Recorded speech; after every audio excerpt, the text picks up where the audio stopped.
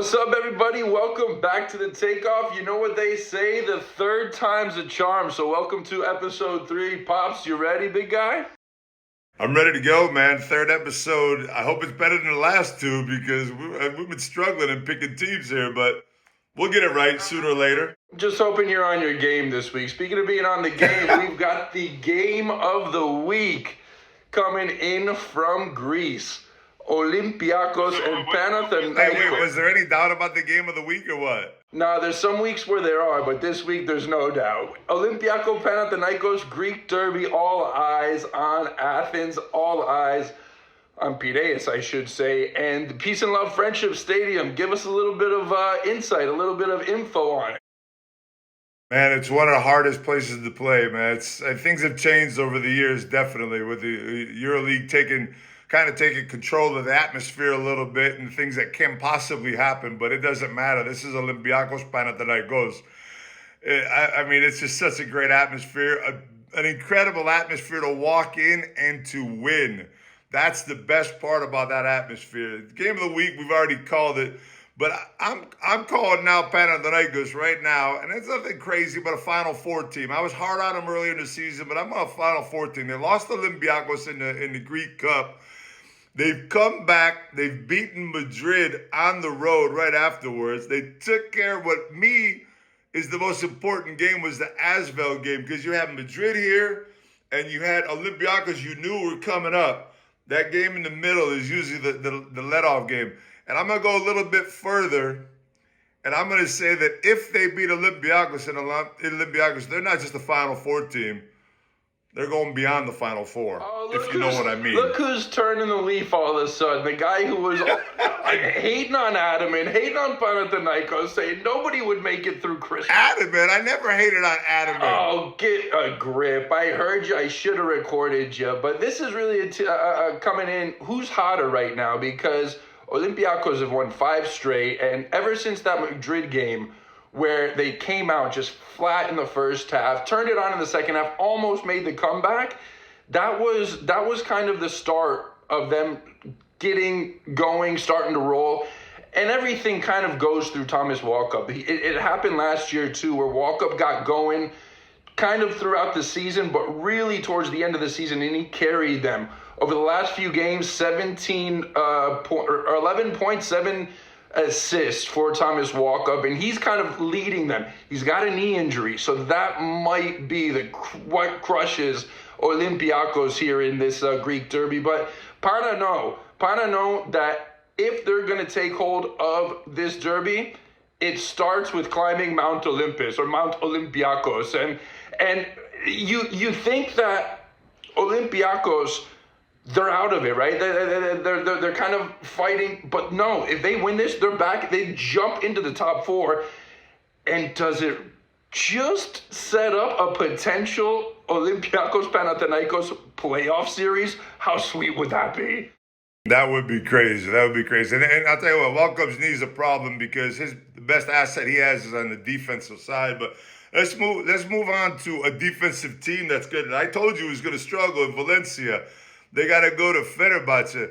I told you 2 weeks ago, and you tell me I get these things wrong. If Valencia loses to Virtus 2 weeks ago, which they did, it was the end of the story. They came back, they lost to Barca last week, as I predicted once again. Now they go to Fener. The really bad news for Valencia is 3 of their last 5 games after this week in Fener are on the road. And the terrible news for Valencia, the 3 on the road are Monaco, Maccabi, and Partizan. How do you like those apples? Yeah, you're a real Nostradamus calling Barcelona beating Valencia. I mean, way to go out on a limb. Valencia. Way to go out on a limb right there and really walk the plank. So I'm always walking some kind of Valencia, but they're finished. They're done. They're going the wrong way at the wrong time, and Valencia going into Fenerbahce. Fenerbahce, they look renewed. They look refreshed. And we were joking about this last week when Fener was in town, but Saras looks younger. And I know a lot of people go to Istanbul to get the hair replacements and stuff. Saras doesn't need that, but he went to Istanbul to get refreshed, rejuvenated. He's found his fountain of youth.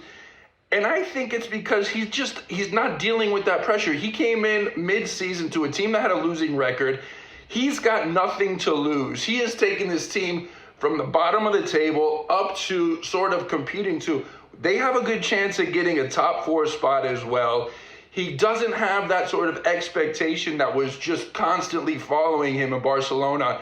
And you can see it. We talked about how much younger he looks. And Fenner, I think, are feeling a little looser while he's feeling a little looser. I mean, in the post-game interview with Nigel Hayes-Davis, I like to call him NHD, but he had already heard that nickname.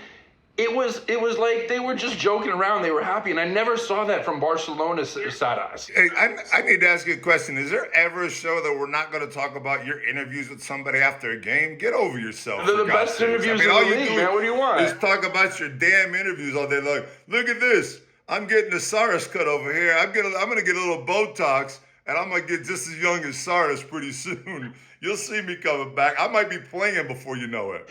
Move on to the next game. Fenner's got that game wrapped up. Who do we got? We got Baskonia and Milan, two teams. Hey, we wrote off Milan, didn't we? And Messina made us look like fools.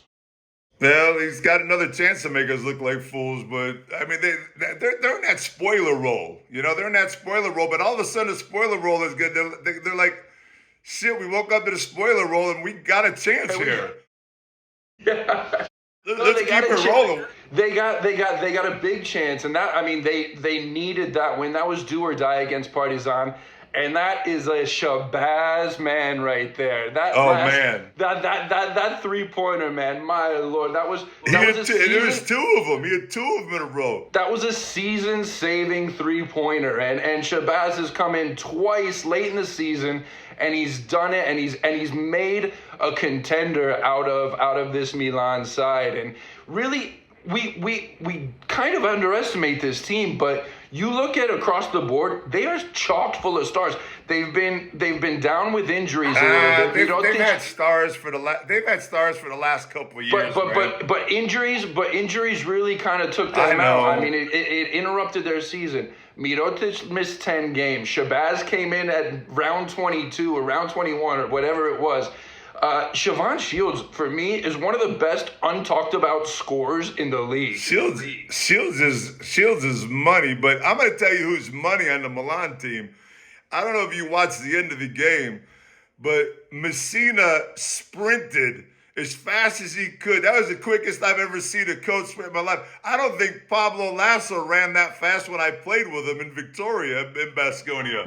Pablo doesn't have that kind of speed. Messina sprinted to Selko. He was like, man, no more. I want no more extra time, no nothing. Sprint, gave the hand, and got out. Messina looked like you when the checks comes to the table, man. I mean, come on. Yeah, you know.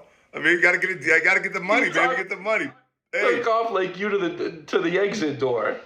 We didn't even talk about who Messina beat. We just talked about the fact that they won. They beat Partizan. And Partizan, because of that loss, now has to take Barca at home. And I'm going to tell you what, that loss is huge for Partizan because Barcelona owns Partizan. They own them. It's like a stepchild. I mean, they do whatever they want with Partizan. They swept last year's series. They won this year in Barcelona. They slap them around. They got to go to Barcelona. They got to go to Serbia, and they're going to win this game because second place is important for them because they're going to be looking at one of those play-in teams. Well, yeah, I mean, this isn't the same team that we saw last year with Partizan. Their sword left and their heart left, their heart and soul left. And Nunnally is kind of that second, that role player, that Robin to Punter's Batman. But with his shoulder injury and everything like that, Avramovic has stepped into that role beautifully. He's almost outshining Punter right now. But when Nunnally comes back from his shoulder injury, that's going to create a bit of a problem, I think, because this team, they don't have that sort of identity where they're just going to outlast you, outbattle you, just beat you down and beat you up like we saw last year. And that's why they don't win these games, and that's why they struggle on the road. They're just 2-11 on the road, and that's the problem. To go into the Palau Blaugrana, that's not an easy place to play, especially with the way Barcelona is playing and what they're playing for. Yeah, but they play this game in Serbia now. The game's in Serbia. They're playing in Serbia, aren't they? I Am I don't making think a so. I mistake think it's here? in Barcelona, my man. All right. Well, either way, I don't think Partizan's gonna win, no matter where Now they we got to do a play. whole nother take of this show just because you busted that one up. But no, if Partizan are 10th, that means that they've got to win 2 road games to just get into the playoffs. Which let's get into that a little bit in the format, because if there's not anybody who knows, why don't you break down how this play-in format is going to work? I think it's going to be incredible because you got 7, 8, 9, and 10 that are going to be placed in a pool. 7 is going to play 8. All right, 9 and 10. The 9 and 10 game, the loser's out. That's a do or die game no matter what. The winner of that game gets the chance to beat the loser of the 7 and 8 game. April 13th, April 16th. So there's travel involved. There's other factors that are involved in this play-in. 7 and 8 play each other. It's an automatic bid. Winner goes straight into the playoff. They take 7th place. Then there's a battle for 8th place between the winner of 9 and 10 and the loser of 7 and 8. You're talking Baskonia, you're talking Partizan, maybe Milan, all these teams that can make it in there. And nobody knows. I like to be their travel agent. That's who I want to be. That's The not going to travel be a agent's fun going to be job. getting paid big money. Squeezing all those people, all those fans into the stadium, into hotels, into planes and stuff like that. But we've got a little race here, and there's a race for the top 7 and 8, and then a race for 9 and 10, because 9 and 10, nobody wants to be 10. Nobody wants to be 10 because that means you have to win 2 games on the road just to get into the play-in. Which is, I mean, in this league and how things have shaped up for teams away from their home, it's going to be nearly impossible. But you look at Valencia in 10th. Maccabi is in 9th. Maccabi's got 15. Valencia's got 13. That last spot, you're going to have to get at least 16 wins to get into the playoffs. I think there's 6 rounds left. If you win 3 of those, Valencia, you're good. But Partizan, Milan, you got Anadolu, you got Bayern, they're all nipping at their heels. Man, I'm cheering for Valencia and Baskonia get in so I can get there and commentate those games. So, yeah, I'll talk about me this time. I'm talking about the money, baby.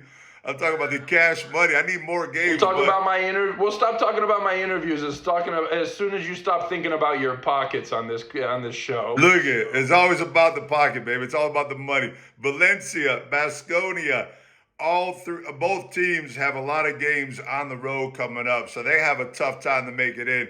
But like you said, 2-3 wins, and one of those teams is in, man. This is gonna be an incredible week. Let's finish up with just a quick talk about Madrid Virtus, because Virtus is going down, but Madrid is on that thing where they've already lost in Milan this year. They've lost 3 in a row for the first time. It might be 4 in a row. Virtus needs this win so they all of a sudden aren't in that play-in. What happened to Madrid, man? I mean, this is a little worrying for Chus, I think. I told you last week he wasn't as nervous. In this week's post games and stuff like that I've been reading, he broke it down very simply. He said, I'm not exactly worried because if you told me before this season that I'd be in this situation, leading the ACB, leading the EuroLeague, winning the Copa del Rey, I would sign. But it's not the way they've got here. It's the way that they've tripped up into this position. They're playing their worst basketball at the very, very, very most inopportune time. And how do they switch this? I mean, they've got the same players. They've got Vaku's been a little down, I think, and he's going to rally this team, because if he doesn't, then this team is just stumbling into the playoffs. Madrid will be back. They'll find a way. They got those 3 vets. They got Chacho, they got Rudy Fernandez, and they got Sergio Llull. Madrid is coming back. Don't worry. I think there's a couple of wins. This is the perfect time to have a letdown. So you're restoring your faith May, in the 37, 38, 39-year-old guys. That's spoken like a true old guy.